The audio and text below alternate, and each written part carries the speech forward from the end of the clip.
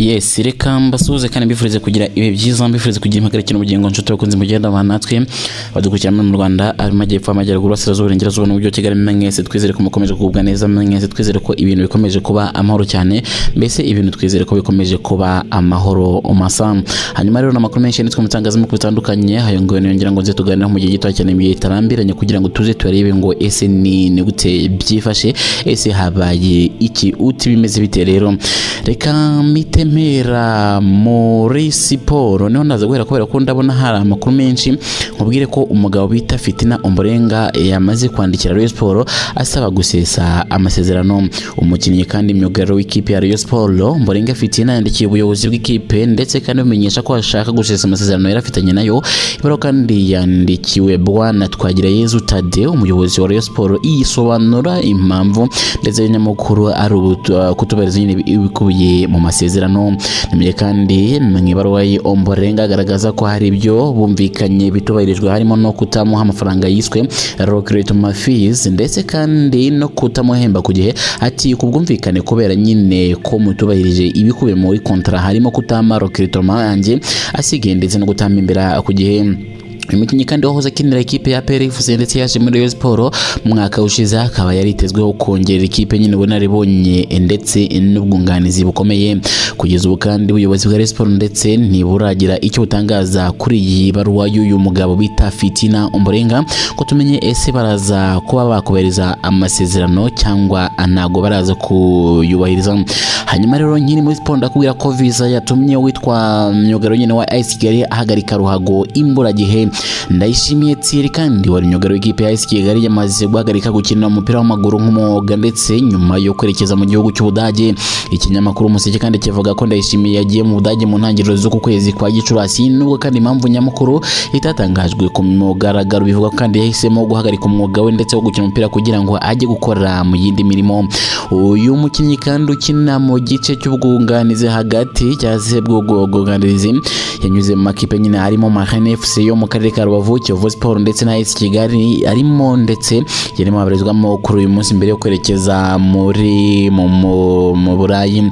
Tumye kandi kugeza ubu mu Budage yasanzeyo abandi bakinnyi ndetse b'Abanyarwanda bavuyemo bakinira amakipe atandukanye barimo Abuba Bashunga wahoze ari umunyezamu w'Amavubi ndetse na Hakim uzwi nka Dieme wakiniye Kiyovu Sport. Ndashimiye Thierry kandi hari abakinnyi bagize uruhare ndetse mu guteza imbere AS Kigali mu myaka ishize kandi hazoba izibukwa nyine nk'umukinnyi wihariye mu bwunganizi bw'ikipe ndetse yo mu mujyi wa Kigali. Hanyuma kandi aho ninza kuva muri iyi nkuru ivugwa muri siporo amanyemerere miterekeza mu zindi nkuru nabonye nyine zo mu buzima busanzwe kubera ko nabonye umunsi inkuru nyinshi zagiye zirandika mu bitangazamakuru bitandukanye utimeze bite rero. Hanyuma rero nderekeza mu yihe ariko ndabona muri siporo muri Rayon Sport reka mitenza muri Rayon Sport mbanze nkubwira iyi nkuru nawe nabanyira kasa mutwe. Kapiteni wa Rayon Sport Muhire Kevin yavuze ko nyine bivugwa ko hari abakinnyi nyine b'ikipe bariye ruswa ku mukino wa nyuma w'igikombe cy'amahoro batsinzwemo na PRFC bidafite ishingiro. Asaba abafana ndetse n'abanyamakuru kubihagarika kuko ngo nta mukinnyi wabo wabikoze. Utimeze bite rero. Rayon Sport yatsinzwe ibitego 2-0 na PRFC kwa kane Gicurasi 2025 bituma bamwe bakeka ko nyine bamwe mu bakinnyi nk'abakina inyuma nyine na hagati abarimo na kapiteni batitwaye neza ku bushake, abandi bakavuga ko bamaze kumvikana na PRFC nyine kujyayo umwaka utaha. Muhire Kevin yavuze ko ibyo ari ibihe bibi ikipe irimo ndetse ariko bidakwiriye kugirwa urwitwazo rwo gutera urubuga nyine abakinnyi, abasaba kwihangana ndetse no gukomeza kugishyikira. Umutoza witwa Claude nawe yavuze ko nta kimenyetso kigaragaza ko hari uwariye ruswa, ashimangira ko nawe n'abakinnyi bafite intego yo kurangiza shampiyona neza. Rayon Sport kandi iyoboye urutonde rwa shampiyona n'amanota 53 ikaba izakina nyine na Rutsiro FC kwa kane kuri Kigali Pele Stadium ku mukino wo ku munsi wa 26. Hanyuma reka mve muri iyi nkuru mitenerekeza mu yandi makuru nkubwire ko Sudan yamaze gucana umubano na UAE. kwa kabiri tariki ya 6 Gicurasi Sudani yahagaritse umubano w'Uburayi n'amahanga na Leta Zunze Ubumwe za Amerika ndetse Leta Zunze Ubumwe z'Abarabu nyuma yo gushinja uwaye kuba yarahaye ingabo za Rapid Support Force indege zitagira abadrive bwo drone sibasiye Port Sudani ahari icyicaro cy'agateganyo cya guverinoma mu misi itatu ishize. Kuri televiziyo y'igihugu kandi Minisitiri w'Ingabo Yasin Ibrahim yagize ati isi yose imaze imyaka irenga 2 ikurikirana icyaha cy'ubushotoranye ku busugire bwa Sudani, ubusugire bw'akarere ndetse n'umutekano w'abaturage bayo.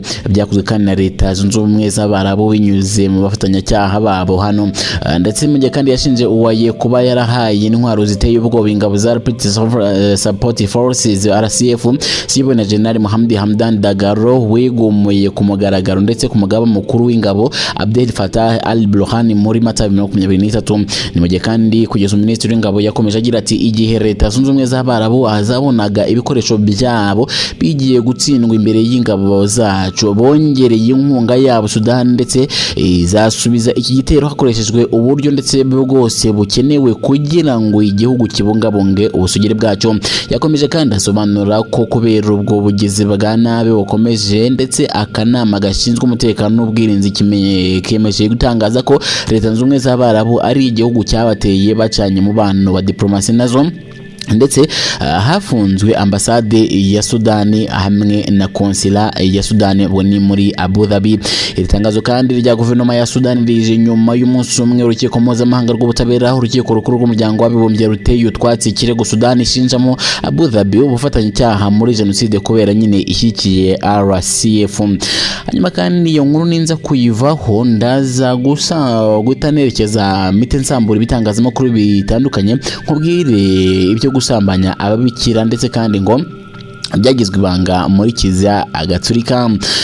Amakuru kandi akomeje gutangazwa avuga ko butuvugana kuwa gatandatu tariki ya 3 Gicurasi 2025 mu gihe ababikira ndetse binjiraga mu muryango mutagatifu w'abakiriza nyine mutagatifu Petero i Vatican hari impaka nyine zavuga ko ihohotera rishingiye ku gitsina rikomeje kuvugwa ko rikorerwa bamwe muri bo rikozwe n'abapadiri. Iyo hohotera kandi rishingiye ku gitsina ni kimwe mu byaha bikomeye byakomeje gucibwa amarenga muri Kiliziya Gatolika, ariko uko iminsi igenda ishira niko irikomeza kumenyekana. Witwa Soraya Cristina Sork umunya Brazil imyaka 41 ukorera Roma yavuze ko abihayimana b'abagore bigeze guhura n'ihohoterwa rikomeye, ariko ntibageraga nyine abo babibwira, byose byabaga mu ibanga. Papa Francis kandi witabye Imana mu kwezi gushize yashimwe kuba yaratangiye gufungura urugi kugira ngo nyine abagore bagaragaze ihohoterwa nyine bakorerwa nyuma y'inama yihariye yateraniye Vatican muri 2019, ndetse kandi kwihotera rikomeje gukorerwa abana hafashwe ingamba zirimo gukuraho ibanga ryari rihari nyine no gutegeka abantu gutanga amakuru ku byaha babonye. Nubwo kandi hari intambwe yatewe, Soleil Veronique Malgon uyobora inama y'abihayimana mu Faransa yavuze ko ndetse bikiri ibanga, ariko ubu ngo biravugwa kurusha uko byigeze bivugwa anambere. Urugero rugaragara uko bintu nyine bigenda bihinduka n'urwa Padiri Marko Lopnik umunya Slovenia uzwi cyane ku isura ye y'ubuhanzi ushinjwa n'ababikira ihohoterwa rishingiye ku gitsina yabakoreye mu mwaka w'1990 nyuma y'igitutu, ndetse Papa Francis ko nibwo yemeye gukuraho igihe nyine ntarengwa cyari cyararenze kugira ngo nyine hatangwe ubutabera. Nibyo kandi avoka w'abagore batanu kandi bashinja uyu Lopnik Saglo yasabye ko haba impinduka mu mategeko ya leta ndetse na Kiliziya, asaba igihe ntarengwa cyitabazwa ryakorerwaga nyine cyakongerwa kandi na Papa mushya agomba gutangira gukemura ibyo bibazo ako kanya. Nubwo kandi hari gahunda zo gukuraho amabanga n'ihohoterwa, ndakumenyesha ko tuvugana amashyirahamwe y'abarokotse ndetse aracyavuga ko Vatican itarashyira imbaraga zihagije mu gukemura iki kibazo, by'umwihariko kubera ko nyine yanze gukuraho ibanga rya penitencia, ubwo ni confession. Soleil Marthe kandi umubikira w'umunya Cameroon yavuze ko yifuza ko Kiliziya yamenya uko yakwitwara mu gihe cy'ihohotera rishingiye ku gitsina cyangwa se ku bubasha. Papa Francis Rukangandi yasabye ko habaho guca burundu umuco w'abagabo gusa ukomeje kuranga bamwe mu banyamadini mu kwezi kwa Mutarama. Yagennye kandi umugore wa mbere mu buyobozi bukuru bwa Vatikani mu rwego rwo kuzamura uruhare rw'abagore muri Kiliziya.